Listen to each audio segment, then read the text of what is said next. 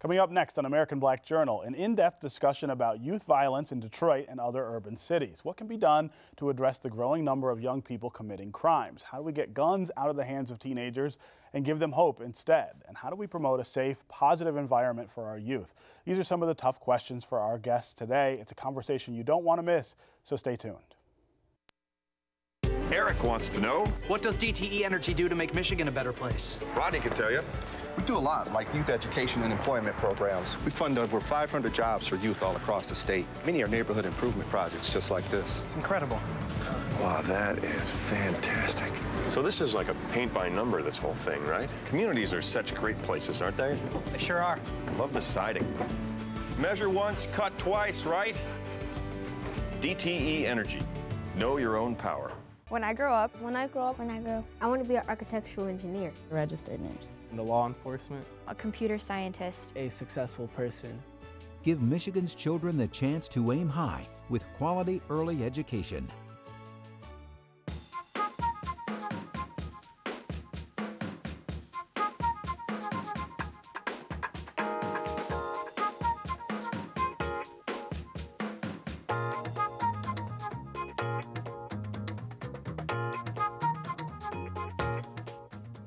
Welcome to American Black Journal. I'm Stephen Henderson. If you watch TV or read the newspapers, you've probably noticed that the suspects in crimes are getting younger, and so are the victims. A report by the Centers for Disease Control and Prevention shows that homicide consistently ranks in the top 3 leading causes of death for young people ages 10 to 24. Youth and gang violence is an escalating problem in Detroit, Chicago, and many other urban cities. Recently, the White House held its 3rd annual summit on preventing youth violence to discuss strategies to address the issue. I'm pleased to have 3 guests here today who are on the front lines of reducing youth violence here in Detroit. Annie Ellington is director of Detroit's Youth Violence Prevention Initiative, and she attended the national summit. Also here is Detroit police officer Delawn Steen, who spent more than 19 years working on the city's streets, including as a member of the gang squad, and Pastor Ovella Andreas, president and CEO of the United Communities of America. Annie, let's start with you. You attended this summit in Washington. What was it about, and what came out of it that might give us some hope? Well, the National Forum convened 10 cities in Washington to discuss issues, of course, related to youth violence. What we had an opportunity to do is just to learn more about evidence-based practices, how we can better collaborate, seek support for this very important issue. And we had a lot of discussion on the issue of trauma and child well-being. How do we create safer spaces, safer environments for young people so that so they won't necessarily participate in violent activities? Right. Right. In your judgment, is this a problem that's getting worse, getting better? I think it's becoming more challenging to address. The challenge is becoming more and more difficult because young people are exposed to more and more trauma on a daily basis. And so that becomes a part of their psyche, unfortunately. And as a result, you know, how they decide to deal with conflict may become an issue. But yeah, so it's becoming more and more of a challenge as we try to, unfortunately, manage our way through traumatic experiences. Right, right. Officer Steen, this is something you deal with every day on the streets of Detroit. From your perspective, is this getting worse, better, more challenging, less challenging? More challenging. Because? It's getting more challenging because what these children deal with, they have to deal with things that when I was growing up I didn't, and they have to be accountable like their parents within the home. Right. You know, and that puts a lot of stress on these children. And with that being said, the way it is now, you know, with the peer pressure, the gangs and things, for whatever our reason right now in society, wrong is right and right is wrong. Right, right. And they feel that they have to, in order to be accepted, they have to be a part of wrong, because right now, in their mind, wrong is right. And the role models they have for behavior are negative ones, right? Exactly, and that's the whole problem there. When I talk to a lot of young men, for whatever our reason, the role models, the people they want to be like role models are sports players, things of that nature. And that problem, I have a problem with that. The reason being is because if you have a strong male within your life, immediately, you should want to be like that's the person that you exactly emulate. You should want to be like someone that you've never met before. So that tells me there's no one strong. That there's no one close by that they No can one look close up at to. all. Yeah. And you know, a lot of these young men are being raised by their mothers, nothing against the mothers, but what young man wants to grow up and be like his mother? Right, right. So they have no one to emulate themselves after. Right. Pastor, the community angle of this is something that you see and deal with all the time. In some ways, I think people feel like this is a failure of community, right? That we have young people doing this, victimizing each other. But you're sort of on the end of it where you're saying, look, I'm trying to sew the community back together to deal with it, right? Well, you know what, I wouldn't say a failure of community because it's a breakdown of a number of places. We'd have to go through the origin, yes, of the family, but we have an economic breakdown. That's right. You know, we have an education breakdown. We're in crisis. Our communities across urban America are in crisis. And our focus is that we're trying to create a new consciousness to communities in crisis. So we have approached it from the perspective of how can we do one thing at a time. You know, there's not one reason why there's violence. There's a number of reasons why there's violence going on. There's a number of reasons why kids are getting guns. And my question is, where are the guns coming from? How is there so many guns in our community? But I'm sure that's another discussion. But there's many reasons. That's part of this discussion too, right? Yeah. I mean, if you don't have the gun, yeah, it's an entirely different thing to go out and commit the kind of violence that we're seeing. Right. So there's so many guns, and I just believe that our young people are so gifted and so talented. They have so much potential within them, and without having the opportunity to express that, such as music, such as art, such as sports, a lot of things have been taken away. They still have to express themselves, but now that negative expression comes with the violence. So if I'm angry, I must express that anger. If I feel, you know, resented, if I feel like I'm being neglected, whatever that negative emotion is, it comes out as an expression, and the violence has been proven to them that this is the way that you deal with your negative emotions. Right. This is the appropriate way to express so they're learning in their sphere of being desensitized to their pain, because that's another thing that's taking place. They become desensitized. And so I have to learn how to deal with this pain. And basically, what am I seeing? I'm seeing violence on TV. I'm hearing it in the music. I'm seeing it in my community. So this is shaping my behavior. Yes. And we have to create a new consciousness. And that's where the church has a really strong role right now in the community. Well, and especially in Detroit, where we still have, I mean, I feel like there's a breakdown of so many institutions in the city, but the churches still really play that role. It's a vital part. I like to call the church the cradle of the community. It's where you should be able to come and get some nourishing, some nurturing. But not only that, but the church is where we can unify our resources that can help the community. And many churches are doing great things. Of course, they're not getting a lot of publicity, but there's a lot of services that are within the local church that's really available to help the youth and to help the community. Yeah. I want to ask a question just of all three of you. How much of this can be dealt with through response, in other words, cracking down on the violence itself, and how much of it needs to be dealt with in terms of prevention, right? Stopping someone from doing it in the first place. Prevention, the Youth Violence Prevention Initiative, as required by the Department of Justice and Education, we focus on 4 methodologies: prevention, intervention, enforcement, and then a reentry. But the bulk of the work is prevention, because that's where the real behavior, you address behaviors, but you also begin to build character, modify behavior, and just give young people different tools to address issues. So with the Youth Violence Prevention, as we move down our path of implementation, we've learned that basically positive youth development activities, exposing young people to caring, responsible adults as often as possible. There's a lot of emphasis on that, but we can't do it without law enforcement. Well, I mean, and you work the other end of it. I mean, you are dealing with the people who've committed these crimes and apprehending them. I mean, does that how much is that sort of an effective way to drop the numbers?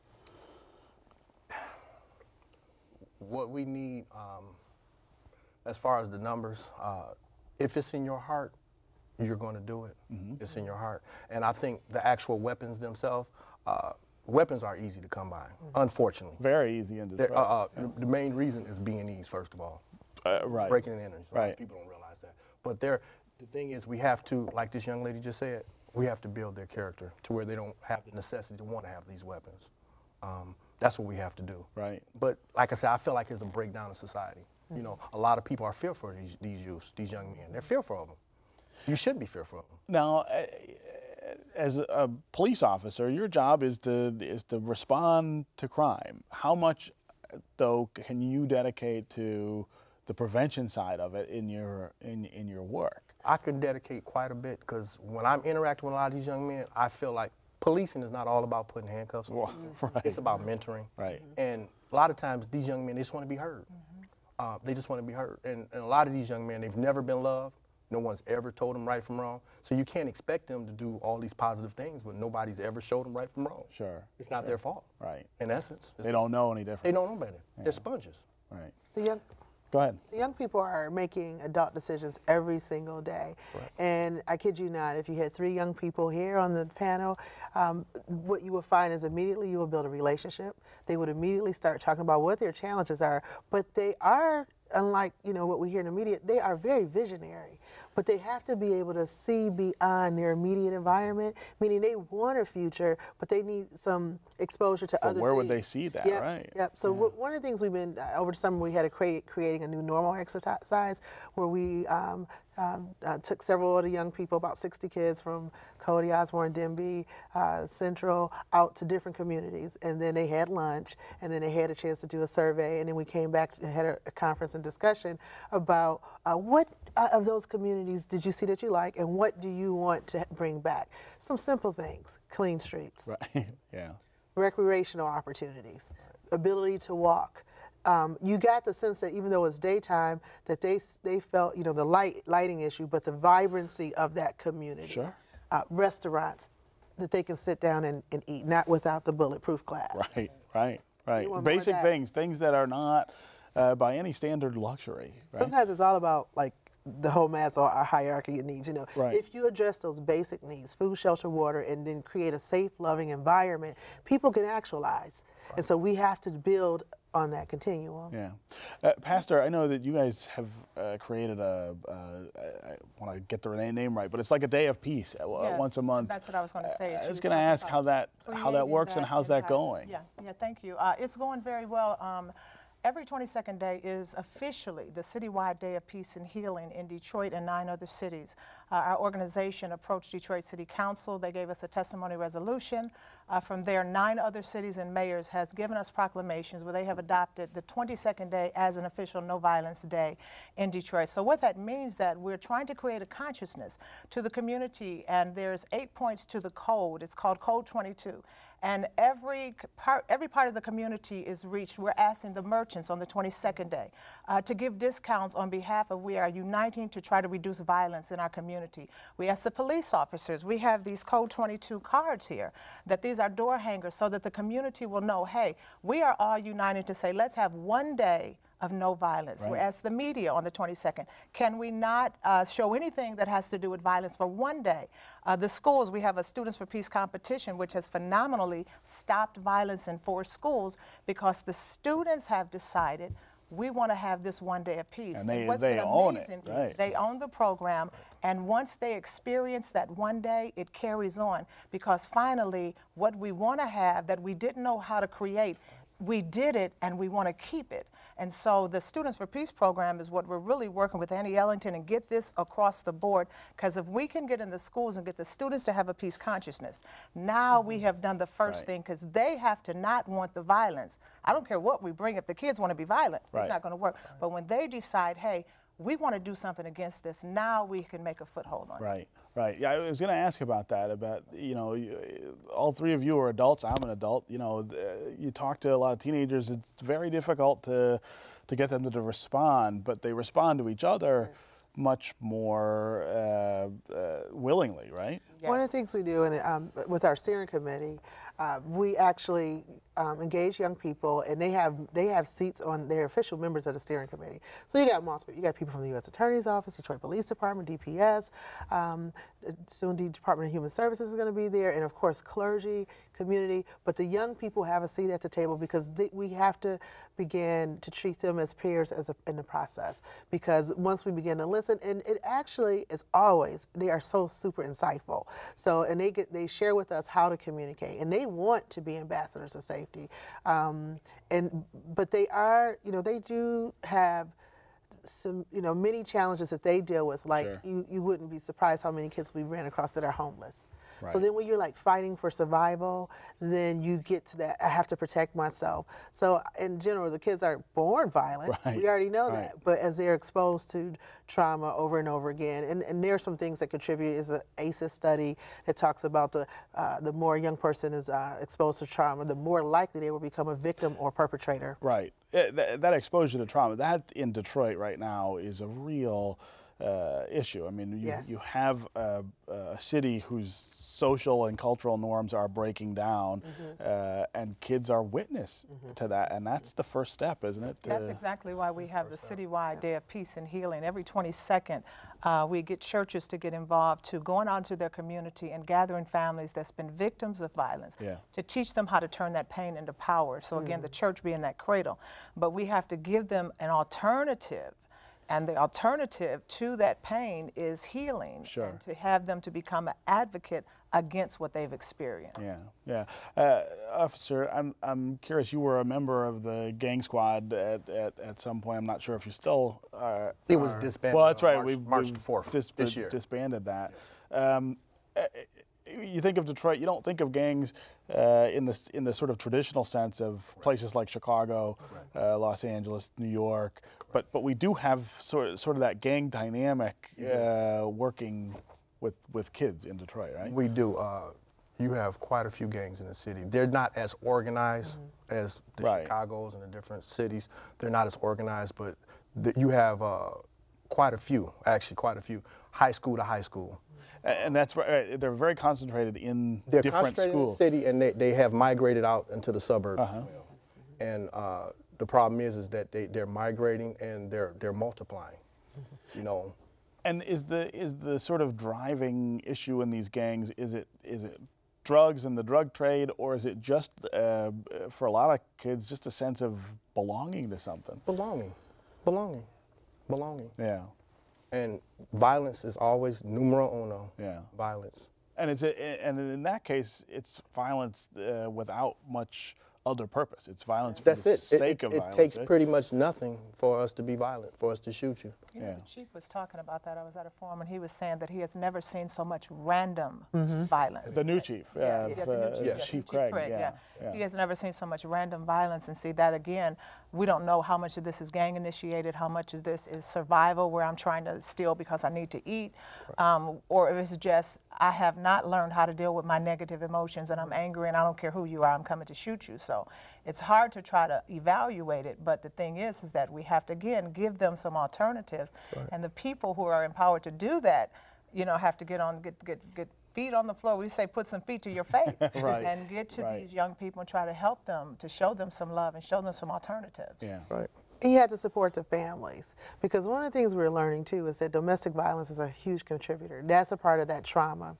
So that kids who see domestic violence and become and it's so common. And then how you address how you manage your relationship, right? So the young people are telling us over and over, although we always have the gun violence issues and things of that nature, homicides, but dating violence is on the upswing here, because what they're saying, and what I've learned from our law enforcement colleagues is that, and we hear it in the news, so much of the violence is, although they may be a member of a gang, but it's because the girlfriend and the boyfriend, and we decided to go another route, and now this is how we're going to act out. I'm going to drive down a freeway and chase you and get the gun out. By the way, the kids also told us early on in this process, when we initiated the work in 2010 with listening sessions, they can get a gun for $25. Yeah, right. It's not a problem at all. $25. It's not a problem at all. Which is nuts, right? I mean, how do you convince them that that's not a good idea when it's the barrier for entry is so low? Well, that's what we said earlier. That's why I wish it was more men, more mentors. Because a man is going to teach his son, if you have a problem with another man's son, either talk to him, son, or if at best, knuckle to knuckle. Son, don't take that man, but don't take that man's life. Don't take that man's life. But unfortunately, a lot of these young men, they're not fortunate. It doesn't register it doesn't register. It doesn't register. They go from 0 to 100. Right. You disrespect me, I'm shooting you. Right. And then the girl fights. Yeah, right, and that's a sort of new emerging dynamic, right? Yes, extremely vicious. the girl fights, they really go for it, and of course how they actually use that as a stage to record videos, upload it. Right, to now YouTube. you've got yeah, and everybody can see it across the globe. And right. so, and if you ever watch them, they really fight to an end. Last year we had a perceptions of violence convening, and we watched several videos with several members of the community. And you know, you have, I saw one young lady pick up a cement block, just a chunk of cement really, and drop it on another young lady's head. And the officers actually immediately said that can be considered more than just assault, but attempted murder. Oh, sure, right. They don't understand the consequences of it. So I think another thing we have to do more of is teach them about the consequences of their actions. Right, right. We've got about 5 minutes left. I want to get each of you to talk about what you think leadership in the city can do to make this more of an issue, to move the ball a little bit more. You know, we're about to change leadership in Detroit again in January, and I'm always curious, how much does that matter? Who's mayor, who's on the city council for problems like this? Annie, I'll start with you. I think that leadership can do as much as possible to embrace the community and embrace community-based solutions. Right. I think that's huge. And then, of course, provide vehicles to gather information about what those concerns are. Like lighting is an issue related to crime. Right. You know, blight is an issue related to crime. And what we learned too is that perceptions of crime and actual crime rates are two different things. So therefore, how do you begin to change the perception? So the first thing, I think our leaders have a huge opportunity as it relates to, again, embracing the community and creating a sense of stakeholder building. Sure. You know, we have to rely on the community more, but it's a partnership. It's more of a partnership, and the youth can be a key part of that. I talk to block clubs all the time, and I share with them, we have to find ways to engage youth in the block club membership and leadership. They can do more media-related activities. They know they could do the social media piece. They can start their Facebook page. How can you engage so they begin to take ownership of their community, and they're less likely to allow something to occur on a corner at a gas station because we're going to protect our community. It's and they're owning it again, owning it. Leadership, I agree. Everything what this young lady just said. She completely said everything that I was about to say. That's amazing. Engage the community then, right? Yes, yes. Right. And you're finding that works. Exactly, and we have to stop snitching.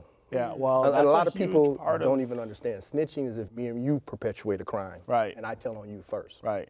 That's snitching. But if you commit a crime, it's okay for me to tell on you. Right. Because I don't want you in my community, because if you rob the woman down the street, then what would stop you from robbing my mother? That's right. Criminals, all they do is continue to get worse. Yeah. You know, so if you allow me, if you do, and I tell a lot of citizens, when you allow people to commit crimes in front of you, shame on you. You know why? Because they're getting worse. Right. And you are. And you could be the next victim without or your family. Without a doubt. No, that's without a doubt. Pastor? I agree wholeheartedly also with Annie, and you know, I think a little bit more, again, because we're grassroots and our feet are on the ground. I think that we really need to have some sort of dialogue between those that are in the gangs, those that are with the guns, those that are creating the crimes. Maybe we need to have a youth task force, because to us they're criminals, but to the youth they're their friends. It's just people they know. They're just people that they know. Sure. So what is it that you all need that we could help you to stop the violence? What can we do to help you? What is it?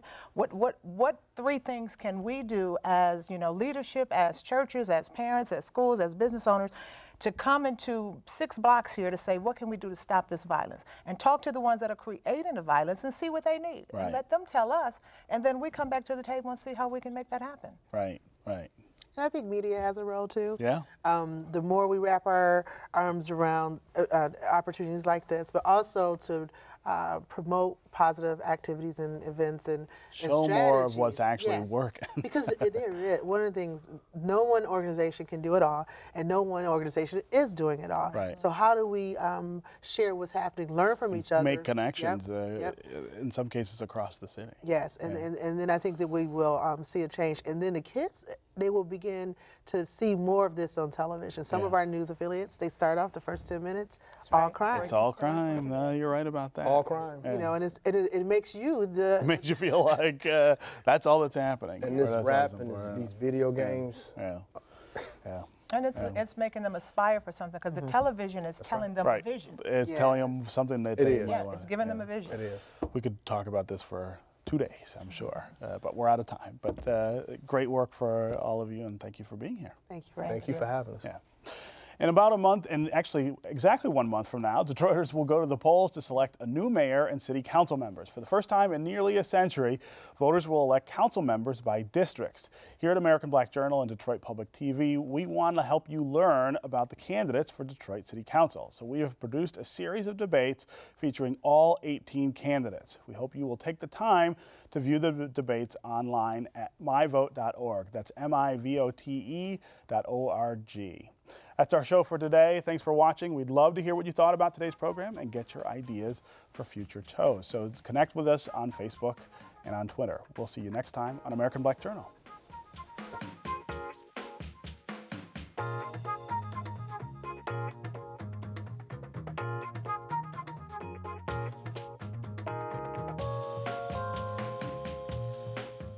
Eric wants to know. What does DTE Energy do to make Michigan a better place? Rodney can tell you.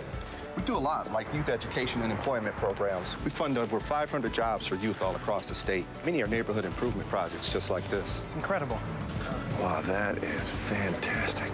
So this is like a paint by number, this whole thing, right? Communities are such great places, aren't they? They sure are. Love the siding. Measure once, cut twice, right? DTE Energy. Know your own power. When I grow up, I want to be an architectural engineer. Registered nurse. In the law enforcement. a computer scientist. A successful person. Give Michigan's children the chance to aim high with quality early education.